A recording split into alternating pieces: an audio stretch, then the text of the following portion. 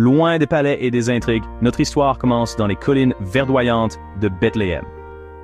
C'est ici que vit un jeune homme nommé David. Il est le plus jeune des 8 fils de Jessé. Ses frères sont grands et forts, destinés à devenir des soldats. Mais David, lui, est un simple berger. Sa vie est rythmée par le soin de ses brebis. Il les protège des lions et des ours avec un courage surprenant. Il passe ses journées sous le soleil de Judée, jouant de la harpe. Sa musique est douce et apaisante. Elle exprime la foi profonde qui habite déjà son cœur. Personne ne se doute alors du destin exceptionnel qui l'attend. Un destin qui changera à jamais l'histoire de son peuple.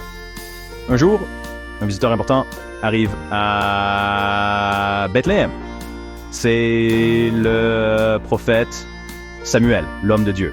Il a une mission secrète donnée par Dieu lui-même. Il doit trouver et oindre le futur roi d'Israël.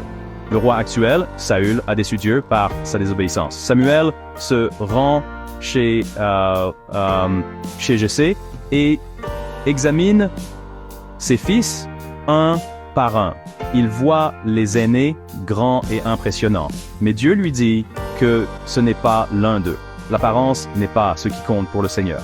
Finalement, on fait venir le plus jeune David qui était encore au champ. Dès que Samuel le voit, il sait. Il prend son huile sainte et oint David en secret, le désignant comme le roi choisi par Dieu. Peu de temps après, le destin frappe à nouveau à la porte.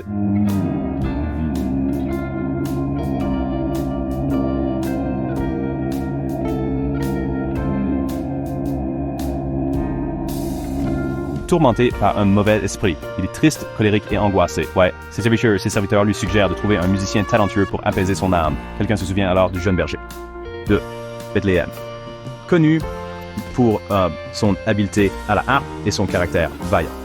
David est donc convoqué à la cour royale. Il quitte ses moutons pour servir le roi. Sa musique a un effet miraculeux sur Saül. Chaque fois que David joue, le roi se sent mieux, plus calme. David gagne ainsi la faveur du roi et devient son écuyer, son porteur d'armes. Le jeune berger se retrouve projeté dans un monde de pouvoir et de politique. La cour de Saül est un lieu complexe, bien différent de la simplicité des pâturages. David observe, il apprend. Il sert le roi avec loyauté et humilité, sans jamais révéler le secret de son onction. Il est encore un adolescent, mais il montre déjà une grande maturité. Il continue de jouer de la harpe pour Saül, ignorant que cet homme qui l'apaise deviendra bientôt son plus grand ennemi. La première étape de son incroyable voyage est terminée.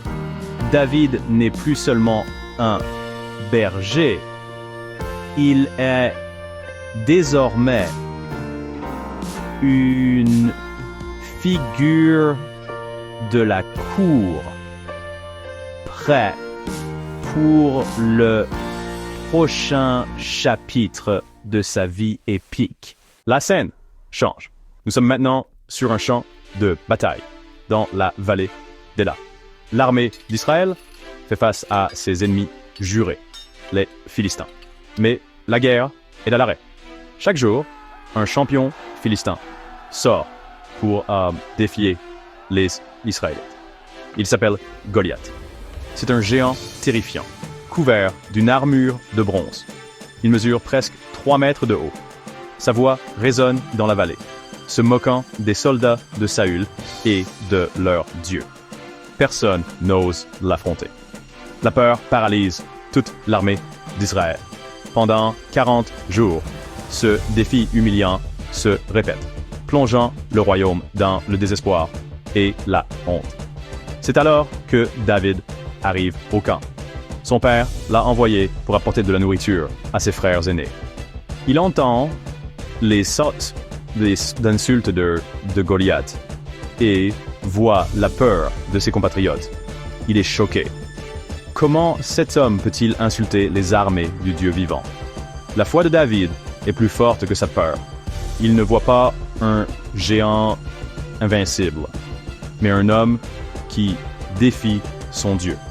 Il se présente devant le roi Saül et annonce, avec une confiance désarmante, qu'il ira combattre le Philistin.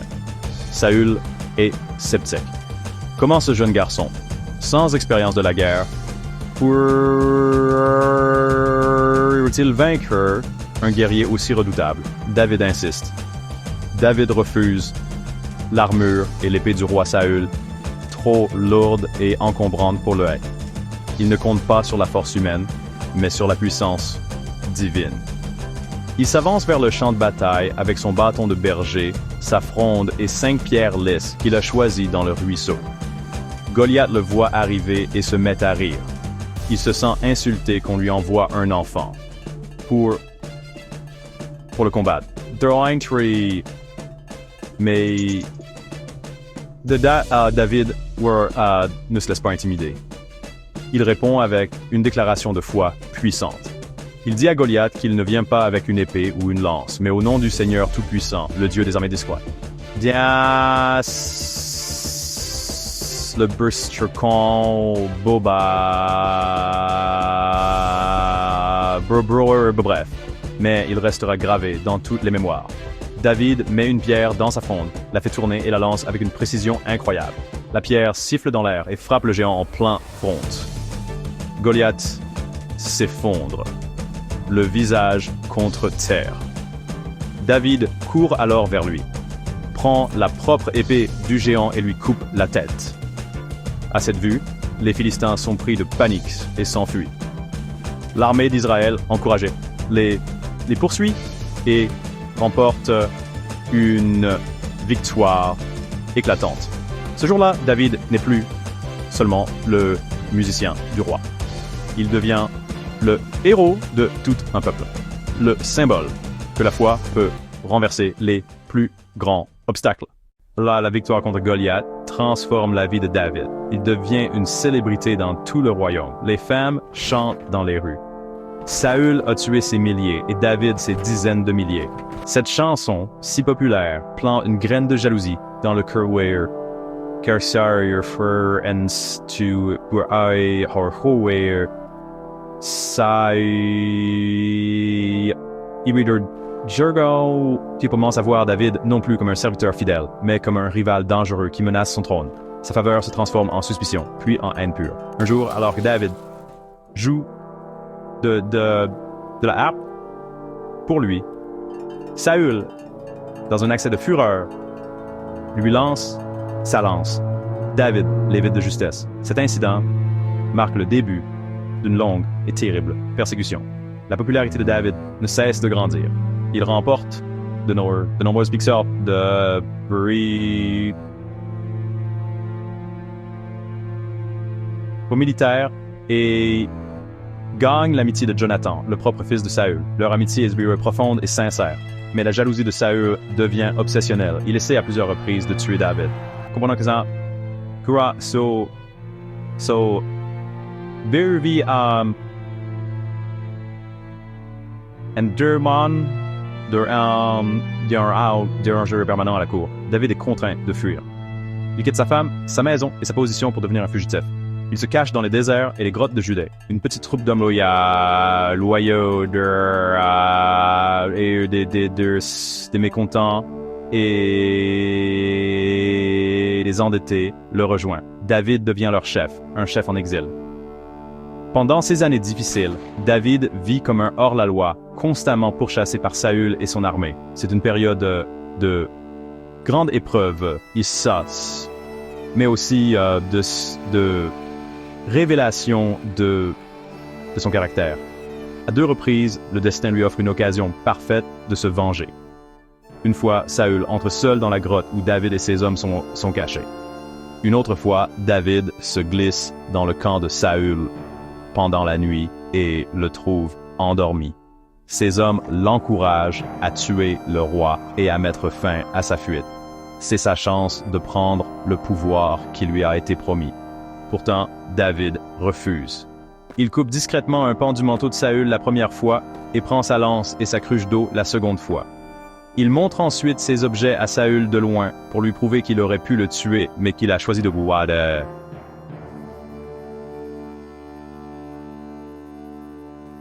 Tapdad, Tafsar, déclare qu'il ne portera jamais la main sur loin du Seigneur. Son respect pour l'autorité divine est plus fort que son désir de vengeance ou de pouvoir. Cette intégrité remarquable montre à tous quel genre de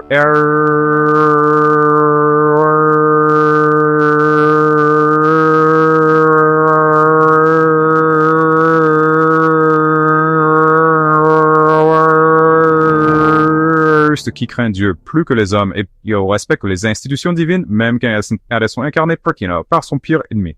La longue fuite de David prend fin avec la mort de Saül et de son fils Jonathan sur le champ de bataille contre les Philistins. La nouvelle est une source de grande tristesse pour David, qui pleure sincèrement son roi et son meilleur ami. Mais c'est aussi un tournant décisif. Les hommes de la tribu de Juda, sa propre tribu, viennent le trouver à Hébron. Ils le reconnaissent comme leur chef légitime et le couronnent roi de Juda. Cependant, le reste d'Israël reste fidèle à la maison de Saül. Le royaume est divisé. Une période de guerre civile s'ensuit entre le nord et le sud. Un conflit douloureux pour une nation déjà affaiblie. Pendant 7 ans, David règne depuis Hébron. Il gouverne avec sagesse et renforce progressivement son pouvoir. Finalement, les chefs de toutes les tribus d'Israël viennent le voir. Ils reconnaissent que c'est lui que Dieu a choisi pour être le berger de son peuple. Ils font une alliance avec lui et le couronnent roi de tout Israël. Le rêve de l'unité est enfin devenu réalité. La première grande tâche du nouveau roi est de trouver une capitale pour son royaume unifié. Il choisit une ville stratégique, une forteresse jébusite nommée Jérusalem.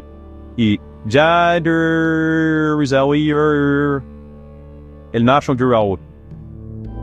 n'appartient à aucune tribu en particulier, ce qui en fait le lieu neutre parfait.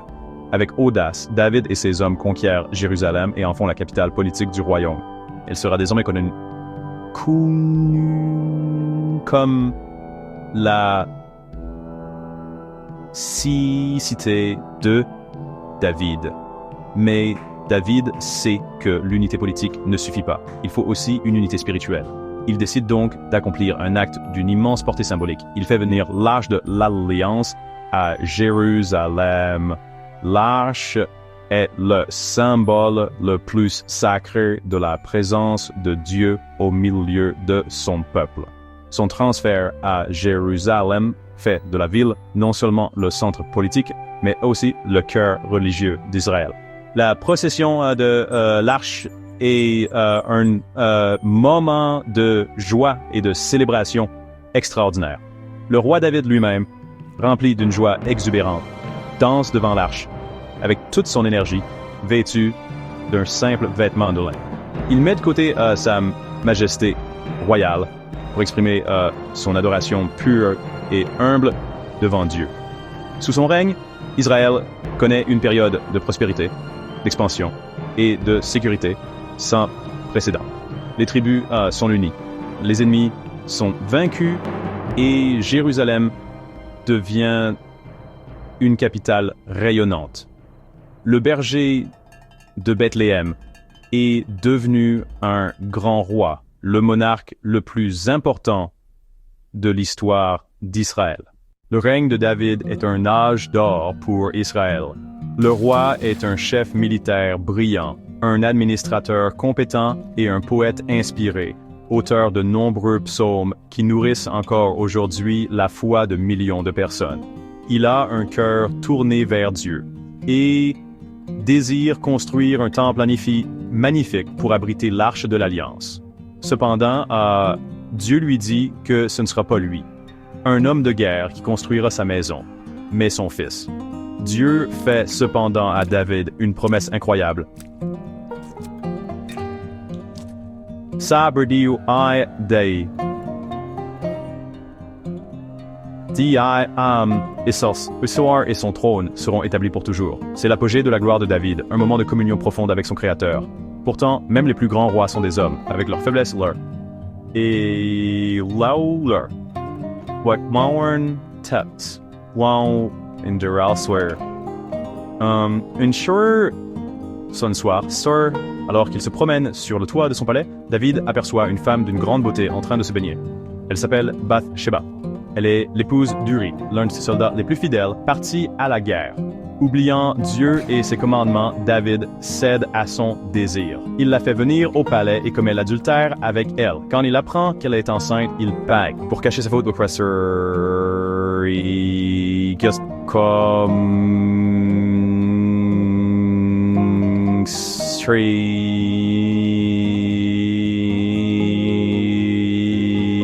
plus grave, il organise le meurtre d'Uri sur le champ de bataille. David pense que son secret est bien gardé. Il épouse Bathsheba et croit avoir échappé aux conséquences de ses actes. Mais rien n'échappe à Dieu.